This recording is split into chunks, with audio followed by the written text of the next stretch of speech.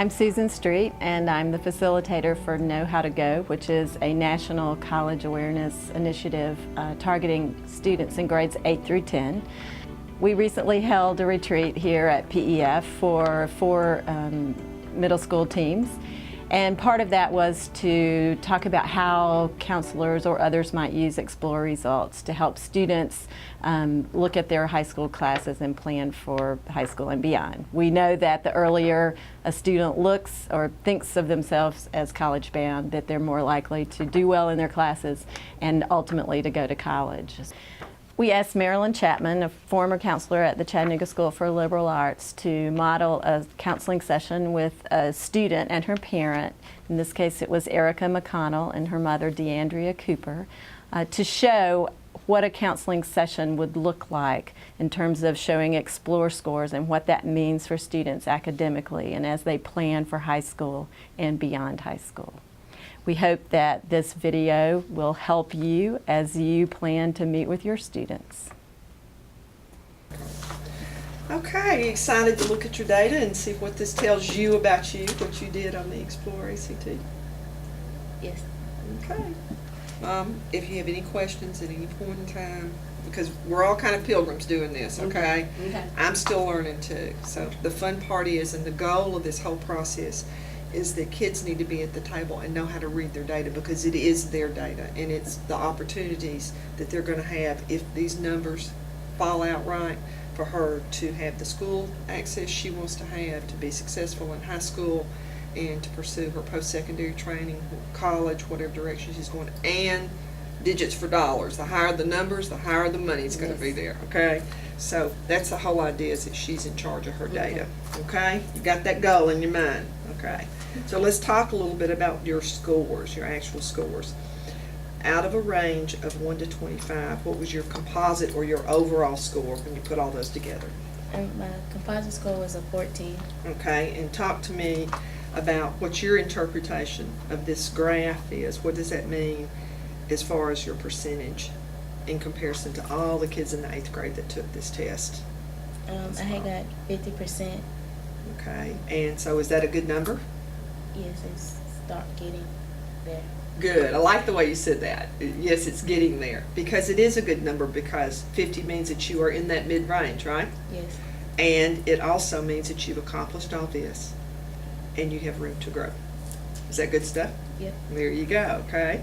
And then you break down into your subject matter, okay? So you actually get into the actual subjects, and this is the same thing that the ACT. This is the same layout, okay, as far as the scores themselves. So your English score was broken up into 2 parts, and the one part was what? Usage and mechanics. Okay, and then Rhetorical skills. Good, good. You tested that with rhetorical skills. And what was your score? A 12. And what percentile did that give you? 39%. There you go. It's a place to start, right? You got some Yes. room to grow on that. And the beauty of this report, baby girl, is that inside they actually give you the numbers that you got correct, the questions you got correct, and the questions that you didn't get correct. And then they actually give you strategies that you can use to practice to improve in those areas. So they don't just leave you hanging with the numbers, okay? That's one of the things I really love about this report. And that's important for y'all to be able to sit down, because this is just a starting point. And to continue to talk about this, to keep it in the forefront of your mind, that's the beauty of giving her the power to control where she wants to go, isn't it? It's amazing stuff. Okay, talk to me about your math score. In math, I had got a 13, and my percentage in the U.S. was 31%. Okay, so you earned a 13 and you got 31%, so you have some basis and foundation. Do you have room to grow? Yeah. All right, it's not a barrier, it's an opportunity, right? It's all about language and mindset. Okay, and then in your reading? I got a 13, and my percentage was 54. Do we get to celebrate on that one? Yes, because Yes. it's past the mid. Past the average, exactly. And you know you are, if you choose to be, to go as far as you can go, okay? And then, what about the science? In science, I got a 17 with 74%, and that's more past the average, or a little, It's almost up to what? 75. And that's what they call the upper quartile. And when you get in the upper quartile, people are looking at you, girlfriend, okay? When those numbers get over here and pushing on over to that 100, she has distinguished herself, okay? And we got to get more of a balance here. True? Yes. And can you do it? Yes. But you got to have a game plan, and that's where we go with the next piece, okay? So let's talk about just that for a moment. Now that you've done this, your next step is to say, I'm going to use my data to write some academic goals for where I want to be on my plan of action and the plan tests that I'm going to take in the 10th grade.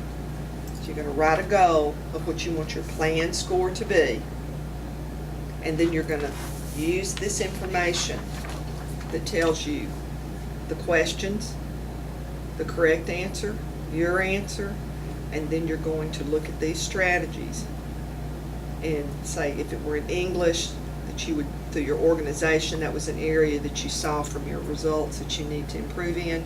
So you would write more stories and explain those stories and build your vocabulary and your dialect. Then you think about, who do I have as resources? If you were wanting to work on your English score, who would you use as a resource in your high school? My English 9 teacher or English 10, whatever grade I am, I'll go with my English teacher or another teacher that could help. Okay. And don't they have peer tutors at the high school too? Yes. You go for coaching and whatnot. And then who else? Parent. Your parents, your family. Exactly. So you think about, who are my resources, and you work those resources, because nobody's going to tell you no when they're looking at you and seeing you say, I'm trying to do better for myself and I'm willing to struggle to do it. Okay? Okay. All right. So we're going to write these up, okay? And then we'll get back together on that, and Mama can't challenge you enough to keep it in her face. Especially when little social things get in her way, like little who's hot, who's not stuff, okay? All right? Any questions or comments? Leave anything out? Then we're good to go. Loving it. Thank you. Clearly, counselors have an opportunity to really make a difference for individual students with a counseling session like this. We think it's essential, and so we hope this video will help as you begin to try to make a difference in the lives of your students.